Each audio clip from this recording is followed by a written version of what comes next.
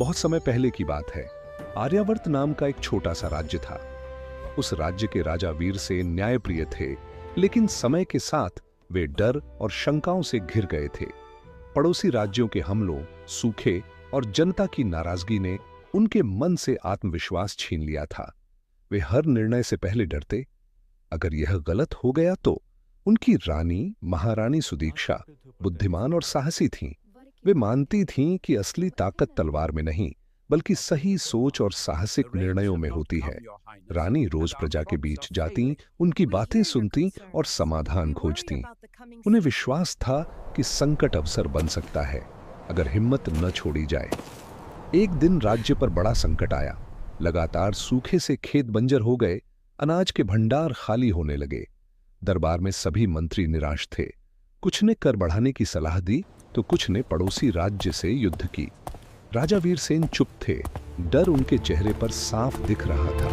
तभी रानी सुदीक्षा ने कहा, महाराज, डर हमें कमजोर करता है। आज हमें तलवार नहीं, बुद्धि और विश्वास की जरूरत है। उन्होंने एक योजना रखी। कर कम किए जाए, किसानों को बीज और औजार दिए जाए, वर्षा संग्रह के लिए तालाब खुदवाए जाए और युवाओं को काम देकर निर्माण कार्य शुरू कराए जाए। साथ ही पड़ोसी राज्यों से व्यापार और सहयोग की पहल की जाए।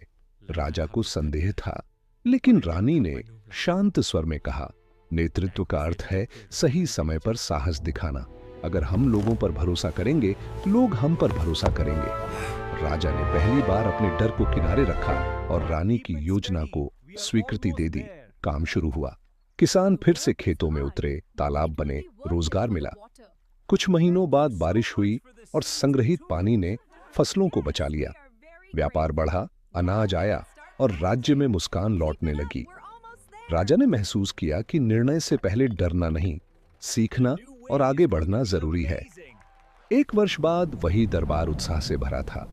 राजा वीरसेन ने प्रजा के सामने कहा, आज मैं समझ गया हूं कि सच्चा राजा वही है जो हार के डर से नहीं, जीत के विश्वास से निर्णय ले।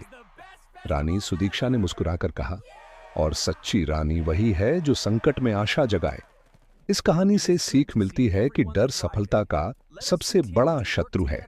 जब हम विश्वास, मेहनत और सही सोच के साथ आगे बढ़ते हैं, तो कठिन से कठिन हालात भी बदल सकते हैं। राजा रानी की तरह अगर हम अपने भीतर साहस जगाएं और समाधान पर ध्यान दें, तो हर संकट प्रेरणा बन सकता है।